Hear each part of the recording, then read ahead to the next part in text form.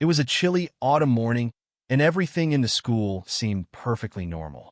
The halls buzzed with the usual energy, students laughing, chatting, and hurrying to their first classes. Teachers were preparing their lessons, and nothing seemed out of the ordinary. That was until the intercom crackled to life, cutting through the noise. Attention all students and staff. This is a lockdown.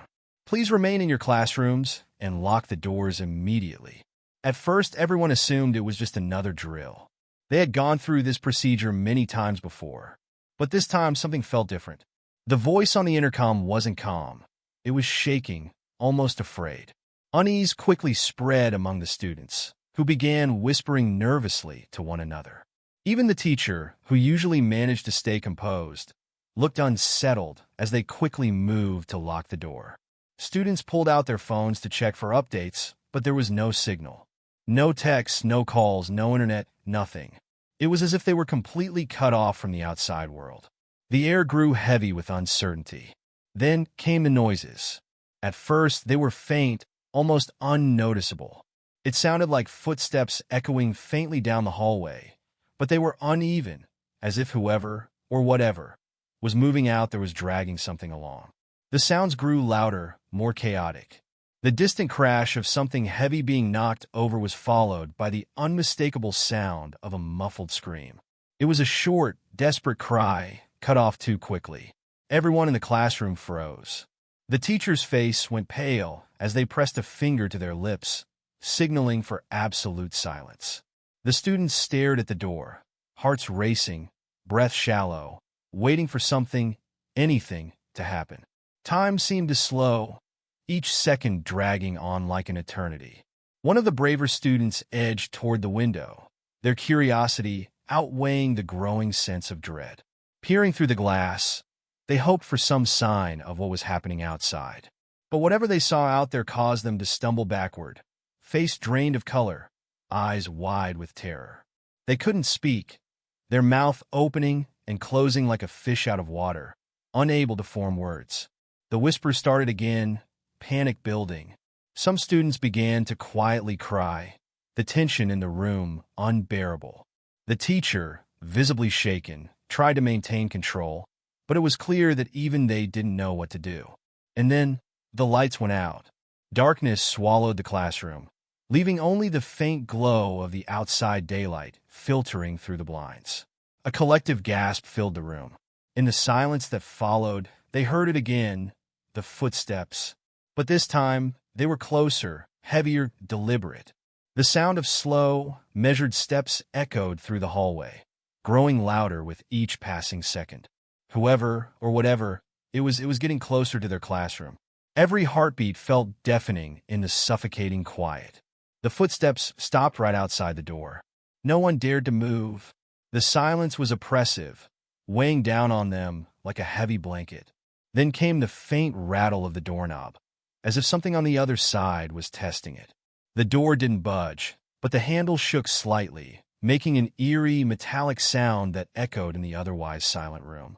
For a moment, it seemed like the entire world held its breath. The rattling stopped, and the room was once again engulfed in silence. But it was worse now. The terror of not knowing what was out there was unbearable. Everyone stared at the door, waiting for something, anything, to happen.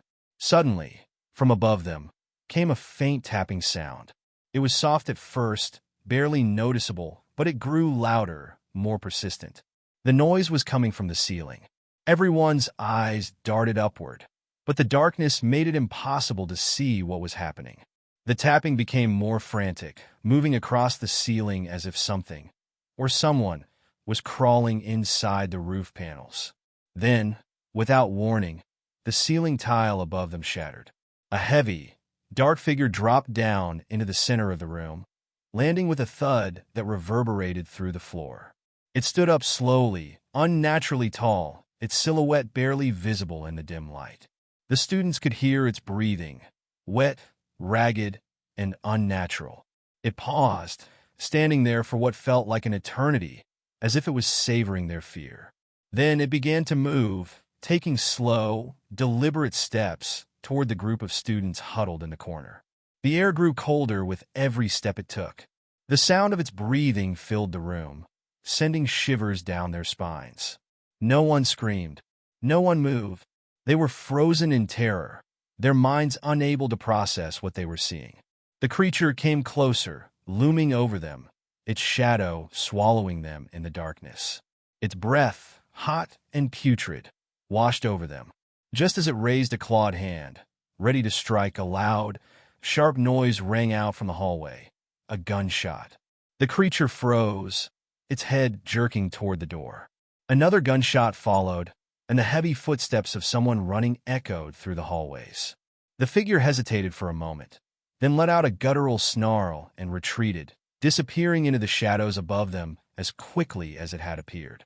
The door to the classroom burst open, and in the dim light of the hallway, they saw the silhouette of a security officer, gun drawn, breathing heavily.